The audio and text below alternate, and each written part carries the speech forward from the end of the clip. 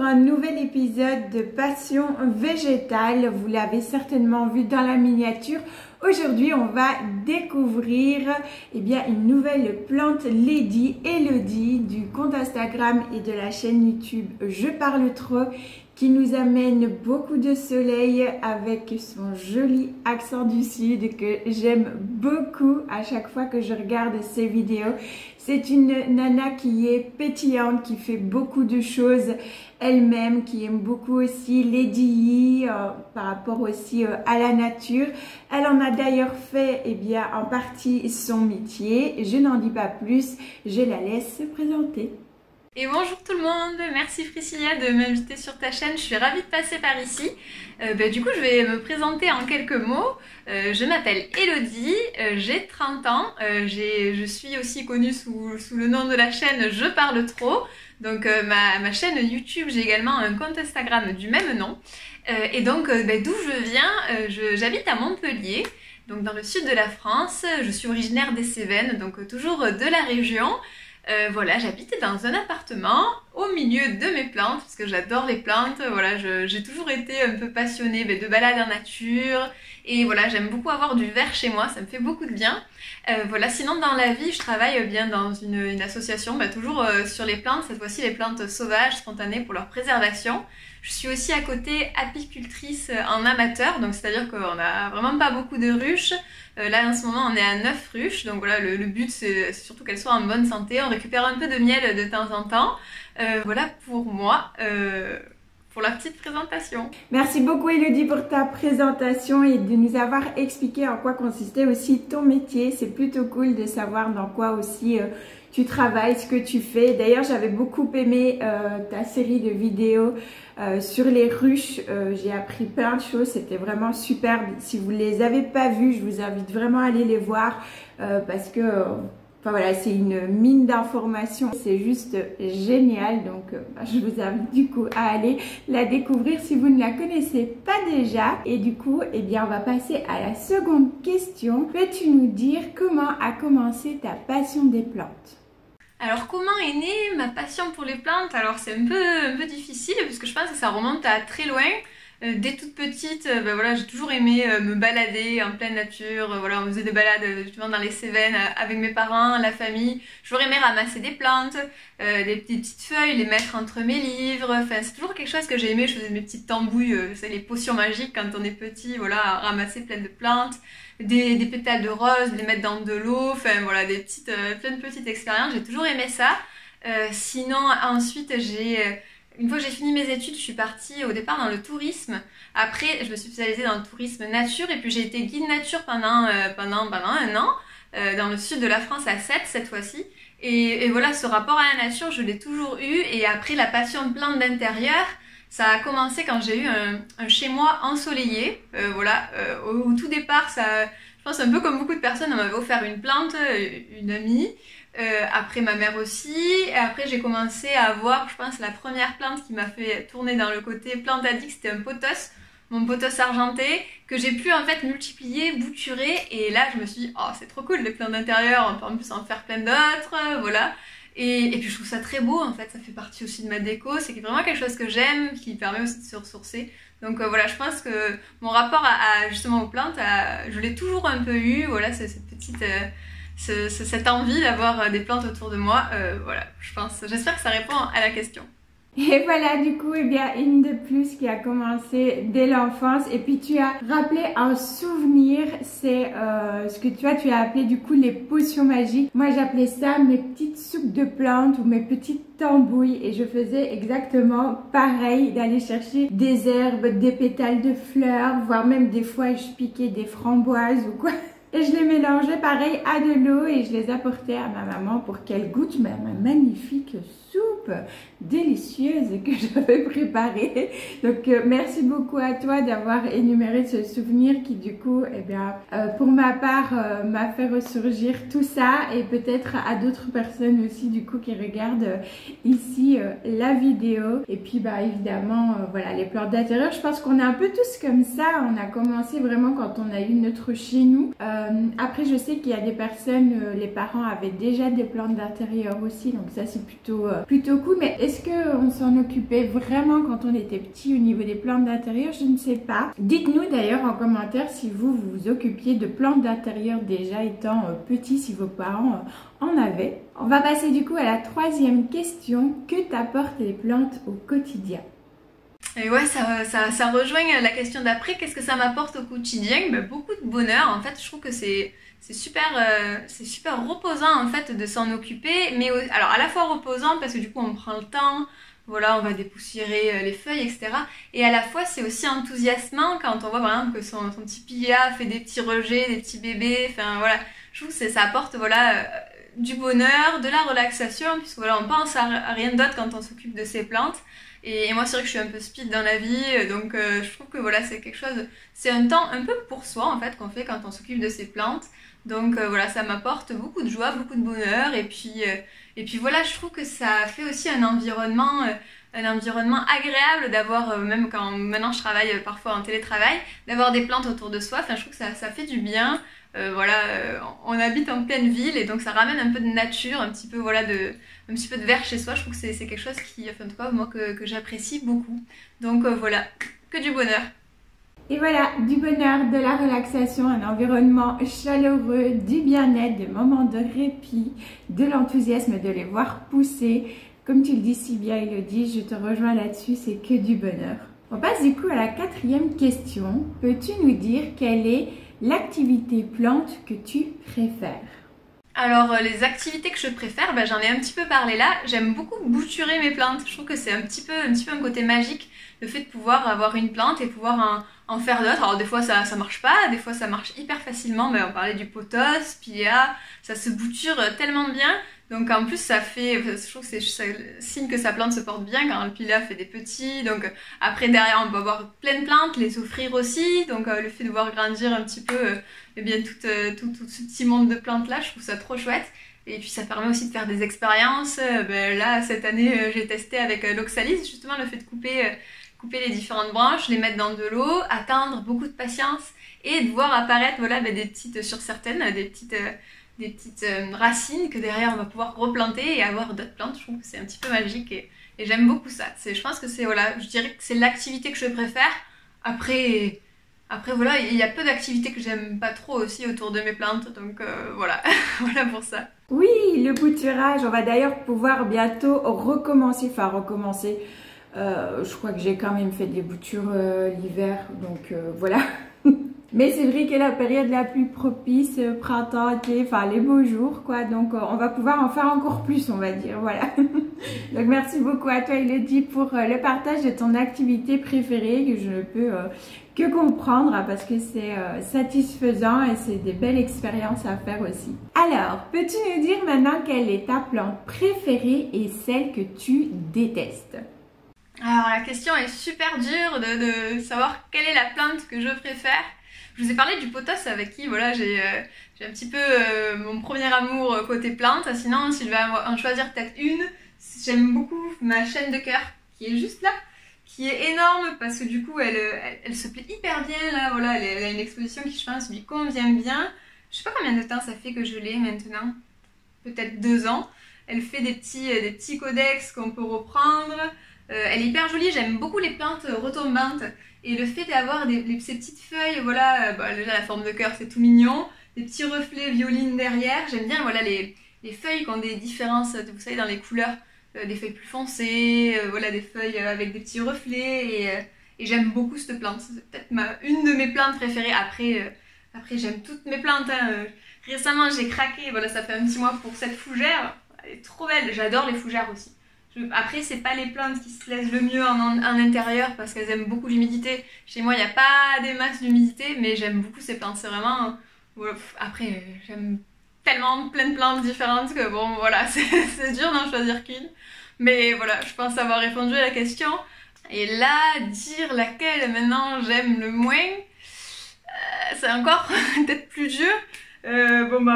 Pour parler de plantes moches, parce que même quand on est plante addict, qu'on en a plein, il y a quand même des plantes qui malheureusement parfois vont pas bien. Voilà, c'est celle-là, qui est une Sansevieria qui, en fait, elle est dans un tout petit pot, je m'en occupe pas trop, elle est dans un coin. C'est pas forcément la plante que je préfère, mais il y a du vert, il y en a qui ressortent toutes seules. Et d'ailleurs, vous savez, normalement, c'est celles qui sont toutes pleines là. Et elles repoussent un petit peu ouvertes, je sais pas trop si on voit. Et donc, il y avait un pied qui était complètement mort. Je l'ai pris dehors, j'ai une terrasse en fait où j'ai une petite jardinière. Je l'ai planté dedans. Et en fait, ressortent une petite Sansevieria. Donc, finalement, c'est jamais trop mort. Tant qu'il y a du vert, il y a de l'espoir, comme on dit. Et voilà, mais sinon, voilà, c'est peut-être la plante que j'aime le moins chez moi. Sinon, en général, en ce moment, c'est vachement, pas la mode, mais on voit beaucoup de syngonium un peu partout sur les réseaux, sur Instagram. Moi, c'est pas une plante pour laquelle voilà, j'ai craqué, ni je pense vers lesquelles je craquerai bientôt. Je trouve que voilà, il y a un gros engouement autour, et moi, c'est pas forcément une plante pour laquelle je craque. Non mais dis-nous ton secret pour la chaîne de cœur s'il te plaît. Elle est magnifique la tienne, je l'admire à chaque fois dans tes vidéos parce que moi j'avais reçu une bouture il y a 2 ans, bouture qui a failli mourir 10 millions de fois et qui survit. Bon, elle recommence à pousser donc peut-être qu'on a trouvé un terrain d'entente. Donc voilà, n'hésite surtout pas si tu as des conseils à nous donner, soit en commentaire, soit directement nous faire une petite vidéo, ce serait sympa. Et oui, les sansevieres, moi c'est pas trop mon truc non plus. Je te rejoins un petit peu aussi, à part une, alors je ne sais pas toi, mais j'aime beaucoup par contre la Sansevieria Moonshine, que je trouve vraiment pour le coup là très très belle. Je ne l'ai pas encore croisée, mais je pense que si je la croise, je craquerai peut-être quand même pour celle-là parce que je la trouve, je sais pas, plus jolie que les autres au fait, donc... Voilà, mais je te rejoins. Et pour les syngoniums, bah oui, moi je sais pas quoi dire parce que je les aime bien. Quand tu as filmé tes réponses et là que la vidéo est publiée, il y a quand même au moins 3 mois, hein, je pense, qui se sont passés. Donc évidemment, ça a un petit peu changé aussi. Mais on voit quand même encore assez souvent, c'est vrai, le Morito, l'Albo variegata par exemple. Qui reviennent quand même, c'est vrai, assez régulièrement sur les réseaux. As-tu une astuce ou un conseil à nous partager? Alors, si j'aurais une astuce à partager ou un conseil à retenir pour tous ceux qui veulent se lancer dans les plantes, bon déjà lancez-vous hein, parce que c'est trop chouette. Mais voilà, c'est vrai que quand on débute, on sait peut-être pas trop comment faire. Moi, je dirais qu'il faut vraiment les observer. Si j'aurais un conseil à retenir, c'est vraiment de bien observer ces plantes. Ces feuilles, voilà, un petit peu tous les jours de passer, voir si tout va bien, voir si, eh bien, selon l'ensoleillement, où est-ce que vous les avez positionnées, si elles se plaisent bien, si elles sont pas trop proches de la lumière, en fonction si les feuilles sont pas sèches, si elles n'ont pas d'excès d'eau, voilà, si la feuille noircit pas, etc. Je pense que plus on observe sa plante, mieux on la connaît, et c'est comme ça qu'on s'en occupe le mieux. Voir aussi les feuilles pour les dépoussiérer, si voilà, ça bouge pas trop leur port, voir s'il n'y a pas des petites bébêtes qui se cachent, parce que ça... C'est aussi malheureusement la réalité quand on a beaucoup de plantes, ben parfois on a des petites bêtes, donc c'est en les observant qu'elles pourront se porter au mieux. Donc voilà pour si j'aurais un conseil à retenir. Je sais pas ce que tu as en dis toi Priscilla. Merci beaucoup à toi Elodie pour ce super conseil. Tu me demandes ce que j'en pense. Eh bien, je ne peux que adhérer à ce conseil. C'est vrai que le fait d'observer nos plantes chez nous, dans notre maison, c'est un réflexe à prendre qui au départ n'est pas hyper facile, hein, je trouve, puisque bah, on débute, on sait pas trop, on tâtonne un petit peu. Mais c'est vrai que l'observation, ça fait beaucoup, comme tu l'expliques si bien. Donc voilà, oui, bien observer ces plantes chez nous à la maison, voir comment est-ce qu'elles réagissent, c'est top. Peux-tu nous citer une ou des qualités, défauts qui te définissent dans la façon de t'occuper de tes plantes? La question suivante au niveau de l'adjectif qualité-défaut, je pense que j'ai une mi-qualité, mi-défaut qui se rejoint un peu, c'est que quand je fais quelque chose, je le fais à fond, c'est-à-dire que quand ça va bien, je m'occupe de mes plantes, etc. Et puis là, cette année, j'ai eu une phase de mou où j'ai été malade, pas très bien, et j'avais envie de rien faire. Donc c'est une qualité autant qu'un défaut, parce que quand ça va bien, ça va à fond, etc. Mais quand ça va pas trop, j'ai une phase tellement de mou que j'avais même la flemme de m'occuper de mes plantes. Alors, mais du coup là c'était un peu un défaut puisque je les ai délaissées à un moment donné pendant une petite période. Alors il n'y a pas eu trop de dégâts non plus parce que je les aime quand même. Donc voilà, mais je pense que voilà, qualité défaut, ça se rejoint un petit peu. Je fais les choses à fond, donc ça a tout le côté positif, comme je suis méga enthousiaste. Mais voilà, c'est jamais gris, soit ça va vachement bien et du coup je m'en occupe, je suis à fond, soit ben, dans les phases voilà, où ça va pas trop. Alors des fois ça fait du bien de s'en occuper, mais j'ai eu une phase à vide totalement cette année, où là je suis tellement crevée que ben, j'avais pas envie de rempoter, la flemme de rempoter, tout ça. Donc voilà, je pense que c'est un petit peu le pendant que j'ai, côté plante en tout cas, mais côté perso aussi je pense, ça se rejoint. Ah bah alors là je te rassure, je pense qu'on est beaucoup à être comme ça, enfin en tout cas c'est un petit peu mon cas aussi. C'est vrai que quand j'ai une passion ou quoi, je suis à fond, et puis et bah, comme tu dis, il y a des moments la fatigue, on peut aussi avoir des passages à vide comme tu le dis qui font que bah, on n'a pas forcément envie de s'occuper de nos plantes, ou alors bah voilà, on est malade et on est tellement pas bien que c'est pas possible de s'en occuper non plus. Je pense qu'il y a plein de choses comme ça, c'est les aléas de la vie, et puis bah c'est pas grave. Ça arrive à tout le monde, ça nous arrive à tous, ces coups de mou, ces moments où aussi on a la flemme, où on procrastine. Je crois que la procrastination est revenue assez souvent dans le défaut plantadiste. Donc je pense qu'on est plutôt pas mal aussi. Et puis le fait aussi quand on est malade et que bah on n'a pas le choix, là c'est pas qu'on ne veut pas, c'est qu'on ne peut tout simplement pas. Ça arrive, c'est comme ça. On en arrive du coup à la dernière question. As-tu un message ou un dicton à faire passer aux autres passionnés? Pour finir sur un dicton, je crois que c'est le dicton qu'avait utilisé aussi France de la mauvaise graine, un dicton que j'aime beaucoup. On en a parlé tout à l'heure, c'est tant qu'il y a du vert, il y a de l'espoir. Je trouve que c'est quelque chose qui va très bien. Il faut quand même rester optimiste. Voilà, on réussit pas tous avec toutes les plantes, même quand on en a beaucoup, même quand on partage les astuces. Je trouve ça toujours bien de partager qu'est-ce qui marche. Mais parfois aussi, il y en a qui se plaisent pas trop. Donc voilà, mais tant qu'il y a un peu de vert, eh bien ça peut repartir. Si ça repart pas chez vous, moi des fois je les mets dehors un peu en exil, et en fait elles se plaisent vachement bien. Mon oxalis, j'avais coupé tout à l'intérieur, là je pensais que c'était la fin. Je les ai mis en eau et je les ai sortis dehors et il se plaît à fond. Donc en fait tant qu'il y a des petites pousses, il y a de l'espoir. Voilà, faut pas perdre patience avec les plantes. Voilà, et je pense que c'est un dicton plutôt sympa à retenir. Oui, c'est France qui avait utilisé ce dicton-là, et effectivement, bah, il prend tout son sens avec les plantes. Tant qu'il y a du vert, il y a de l'espoir. On ne désespère pas. Si c'est vert, c'est qu'il y a toujours une chance que ça reprenne. Parfois pas, comme tu le dis. Je pense que c'est comme ça chez tout le monde. On peut pas réussir avec toutes les plantes. Toutes ne vont simplement pas se plaire chez nous, dans notre intérieur, ou avec la façon aussi dont on a l'habitude de s'en occuper. Et encore une fois, c'est pas grave, c'est tout à fait normal. Petit message supplémentaire, parce que je sais que quand on débute, parfois on peut paniquer et se dire que oh là là, on n'a pas la main verte, on sait pas du tout s'occuper des plantes, alors que au final non, c'est peut-être simplement des plantes qui ne se plaisent pas chez nous, ou avec notre façon de faire tout simplement. Il suffit de trouver les bonnes plantes qui vont pouvoir vivre avec nous en toute sérénité et plénitude, et puis avec beaucoup de bonheur. Donc oui, quand il y a du vert, il y a de l'espoir.